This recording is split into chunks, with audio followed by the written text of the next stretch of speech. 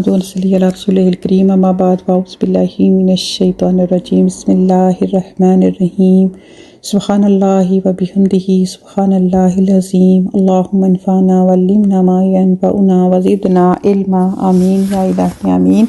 अस्सलामु अलैकुम व रहमतुल्लाहि व बरकातुहू। उम्मीद करती हूँ कि आप सब खैरियत से होंगे। तो इंशाअल्लाह हम अपनी बात को कंटिन्यू करते हैं। ज़िक्र इलाही का टॉपिक हमारा चल रहा है और मेन जो चैप्टर है वो उसमें यही है कि हर अच्छा काम जो है वो सदका है। तो लास्ट टाइम हम बात कर रहे थे लास्ट लेक्चर में कि अल्लाह सुब्हाना व तआला को ज़िक्र करना किस कदर पसंद है। अगर अल्लाह सुब्हाना तआला का हम ज़िक्र करते हैं तो अल्लाह सुब्हाना तआला हमारा ज़िक्र फरमाते हैं और दिल का इत्मीनान जो है वो अल्लाह के ज़िक्र में है, बाकी किसी चीज़ में नहीं। यही चीज़ हमने इंशाल्लाह आगे इसको लेके चलेंगे।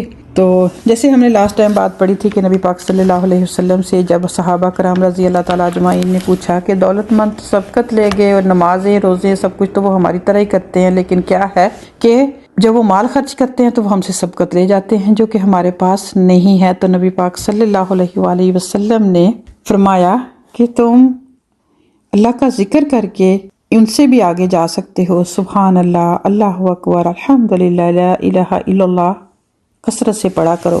तो इंशाल्लाह आगे देखते हैं।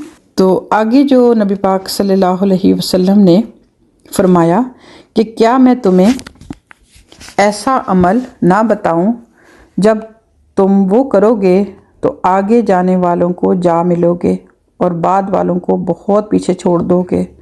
तुम हर नमाज के बाद सुभान अल्लाह, अल्हम्दुलिल्लाह, अल्लाहु अकबर 33 टाइम यानी 33 बार सुभान अल्लाह, 33 बार जो है वो सुभान अल्लाह और 34 बार जो है वो अल्लाहु अकबर कहा करो। तो इसको हम तस्बीह फ़ातिमा के नाम से भी जानते हैं। थोड़ा सा जिक्र करती चलूँ कि आप सल्लल्लाहु अलैहि वसल्लम ने ख़ास अपनी जो बेटी थी उनको इस चीज़ की एडवाइस दी थी। वो इस तरह से कि जब एक दफ़ा वो अपने घर के कामकाज से थोड़ा सा थक जाती थी तो उन्होंने फिर नबी पाक सल्लल्लाहु अलैहि वसल्लम के पास आकर थोड़ा सा हेल्प मांगी कि अगर उनको कोई लौंडी या हेल्पर दे दिया जाए।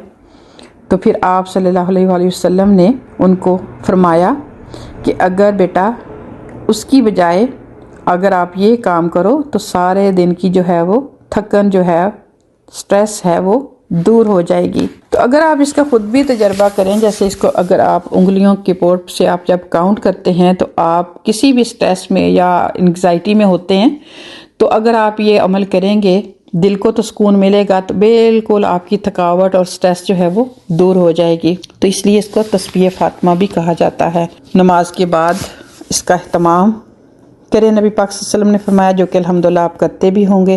तो हज़रत अब्दुल्ला बिन उमर रज़ी अल्लाह ताला अन्हुमा से रवायत है कि रसूलुल्लाह सल्लल्लाहु अलैहि वसल्लम ने फरमाया आसान अमल ऐसे हैं कि जो मुसलमान उन पर कारबंद हो जन्नत में जाएगा, मगर अमल करने वाले बहुत कम हैं।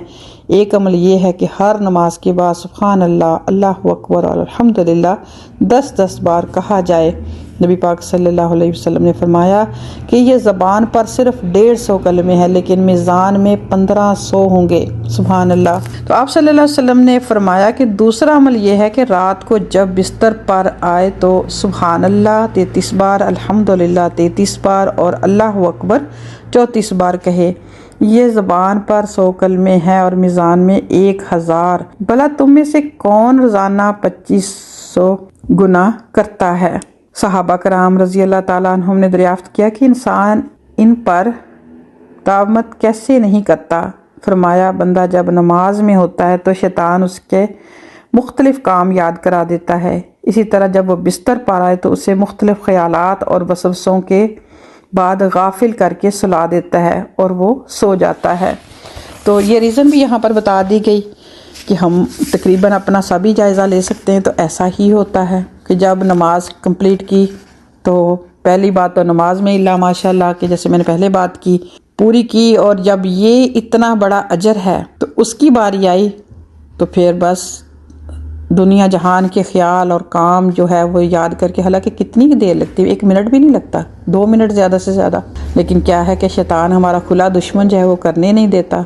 तो इस पर थोड़ा सा फोकस करें इस तरह जब रात को इंसान जाता है, और आजकल तो नाउज़ुबिल्लाह ये जो सोशल मीडिया और फ़ोन है, चले मैं एक दफ़ा देख लूँ, मैसेज देख लूँ किसी का, मैसेज व्हाट्सअप, टिकटॉक और पता नहीं क्या क्या, फेसबुक, फिर ऑन एंड ऑन, वो कभी एंड ही नहीं होता, हत्ता कि आपकी नज़र थक जाती है और आप फिर सो जाते हैं, तो आप इस नेकी से महरूम हो जाते हैं।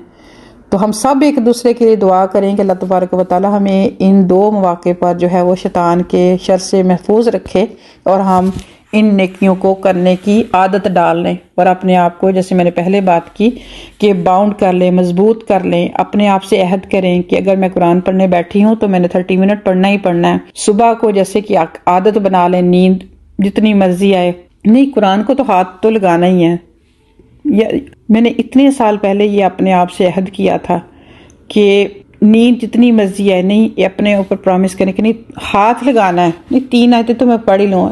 सुभान अल्लाह, जब आप 3 पढ़ेंगे तो 6, 6 से 9, 9 से 12, एक दिन ऐसा आएगा कि आप 100+ पढ़ के भी आपका दिल नहीं भरेगा। तो सिर्फ थोड़ा सा अपने ऊपर ज़ब्त करने की ज़रूरत होती है। तो अल्लाह ताला से दुआ है, आप मेरे लिए दुआ करें, मैं आप सबके लिए दुआ करती हूँ कि अल्लाह सुब्हानहू तआला सब सुनने वालों को इसकी हिम्मत और तौफीक अता फरमाए। अपना बहुत ख्याल रखिएगा। इंशाअल्लाह नेक्स्ट लेक्चर में मुलाकात होती है। अस्सलामु अलैकुम व रहमतुल्लाहि व बरकातुहू।